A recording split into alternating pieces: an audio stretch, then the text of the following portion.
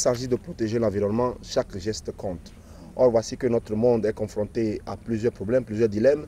Comment arriver à nourrir la population sans cesse croissante avec des ressources infiniment très limitées? Comment arriver à faire face à la flambée des prix et en même temps à la raréfaction des ressources naturelles? Voilà autant de problèmes que les dirigeants, en fait toute la société civile mondiale, a à résorber comme solution. Alors aujourd'hui, nous sommes à Bagbe, c'est dans la préfecture de l'Ave. Nous sommes à 35 km de Lomé, où des jeunes venus d'à peu près une dizaine de pays d'Afrique sont venus réfléchir à la question difficile: comment nourrir le monde adéquatement sans mettre en péril l'éco-capacité de la planète. Mesdames et messieurs, bienvenue à Bagbe.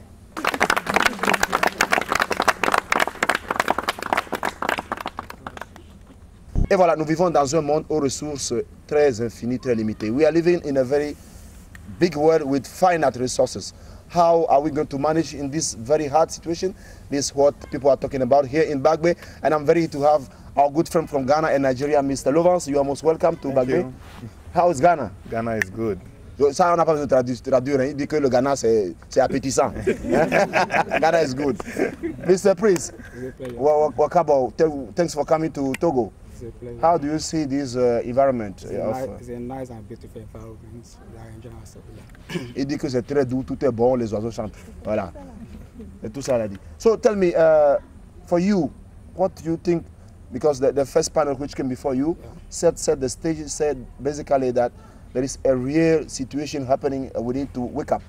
So for you, where do you situate the role of young people in this disastrous situation?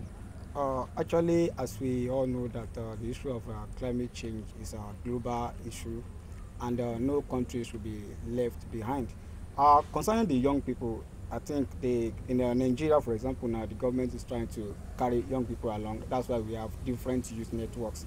And to my own knowledge now, in Nigeria, people are making research every day, just to not to be left behind of what is going on in the global issue now.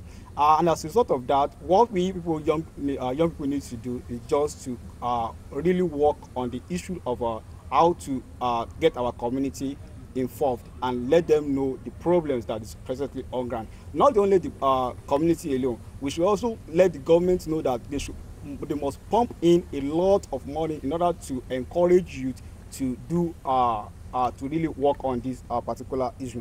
And apart from that one, we need to get to some industrial areas just to let them know that all the activities that they are doing now is contributing to what is known as a climate change. It's causing climate change. So I think young people need to wake up now and try to work on the issue that is currently affecting the global economy and the global atmosphere.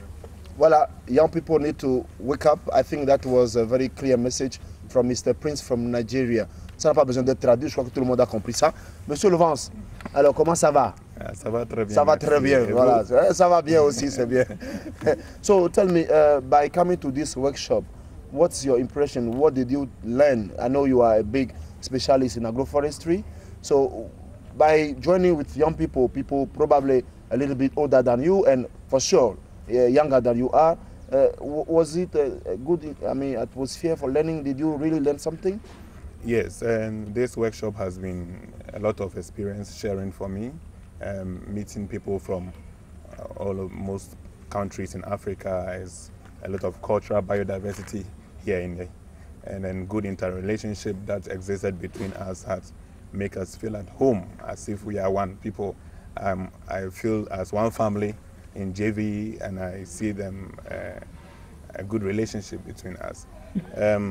This change begins from the youth, and then in many countries now you see the youth are rising up to advocate for change, and that is what JVE is also about. The impact of climate change and world populations are affecting us greatly, and in Ghana we also are taking a great part of this in involving communities, especially, Ghana has been known as an agrarian country, but these days the impact with which the government is advocating inorganic practices is bringing about an end to sustainable agricultural practices fertilizer use, overuse of fertilizer, and then overuse of agrochemicals are affecting our agriculture and the food we eat especially. And therefore, the youth, JVE is going to advocate more for sustainable agriculture, to engage farmers to know the impact of climate change on their life, to get informed, educate the youth also to get to know about what problems are coming up with, so that they will be prepared, in order to prepare both communities, farmer groups, the youth, to take action, be prepared and take action so that they could reverse or mitigate the impact of climate change and adapt to it in the best way by adopting to organic farming practices.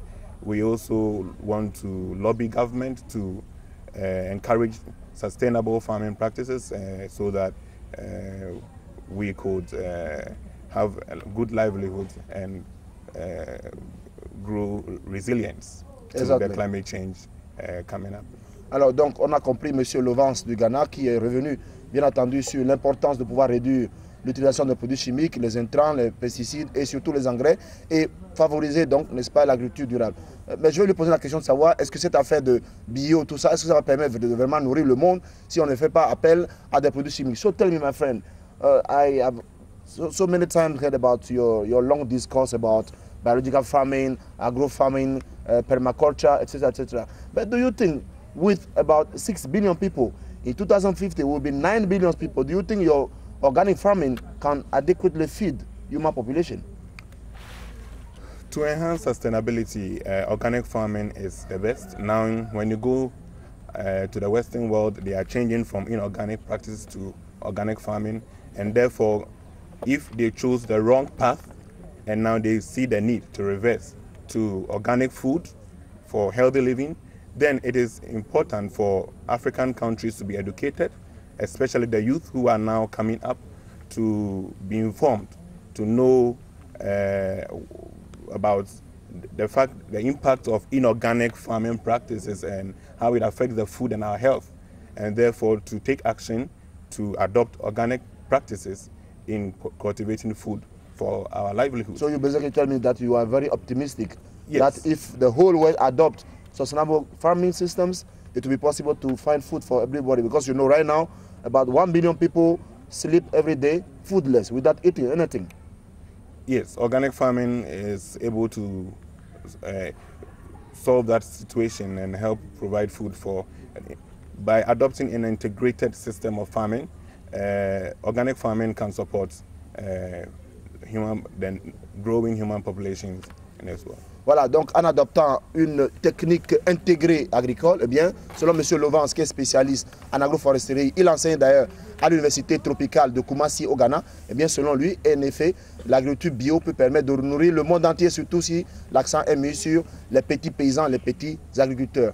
My friend Prince, thank you for joining in this workshop and also in this TV program. But your word, what will be your real word first to decision makers, those who have the power today, your big president and government in Africa? What will be your word to those decision makers? To decision maker, what they really need to do is that they really need to understand that there's a problem on ground, and they have to know that the problem is on ground. They need to now let everybody to pass the information to every nook and cranny of the country, and let people prepare for the challenges that we have on ground now. Not only that alone, government in the country, especially in my own country now, they need to know that they need to find it best to pass the information to literate and both illiterate people in the country. Most especially in the northern part of Nigeria, the problem in the south is almost solved. But the northern part of Nigeria, the government has a lot of things to do, because there we have the problem of deforestation now. People are cutting tree, felling tree for a commercial purpose. But in the south, the information is on, and we have enlightened people there. But majorly in the northern part of the country, people are still at the back. So the government needs to to work on very fast to ensure that they pass the information to them, and the youth there, they need to create awareness to let the people there know that, okay, we have this problem on ground, and these are the way out. So decision maker in the country, in every country, in West Africa, in Africa, all over the world, they need to recognize now that there's a problem on ground, and the youth should not be left behind to solve the problem. So that's it. Inclusive governance, don't rule our world alone. We are also here. Les jeunes sont aussi là. Ne nous amenez pas à la perte. Voilà le message de Monsieur Prince Oluwaseyi du Nigeria. My friend, you are working extensively with communities in this situation whereby rains are coming on a very unorderly manner. When the dryness is coming every time, what will be your best advice to farmers, nos paysans du Togo? Quel est votre message aux communautés paysannes? The most important thing that farmers and the youth should know is to be educated about the changing climate system so that they know when and how to go about their farming practices. And with right education, they will know when to plant and when to harvest. Adopting new technologies in sustainable farming, good irrigation practices, and good improved seeds that is organic. Indigenous seeds are good to help in improving our food security, and food with it comes more with political will to enhance a sustainable system where communities are involved in the decision making that affects them, and also to understand the systems and how it's changing in order to prepare and for this impacts of climate change on our lives. So you are optimistic a better world is possible? Yes, yes, it's possible. It's possible to eat better? Yes. To eat a lot, plenty bamboo? Yes, I am practicing it in Kumasi and it's really going on with it.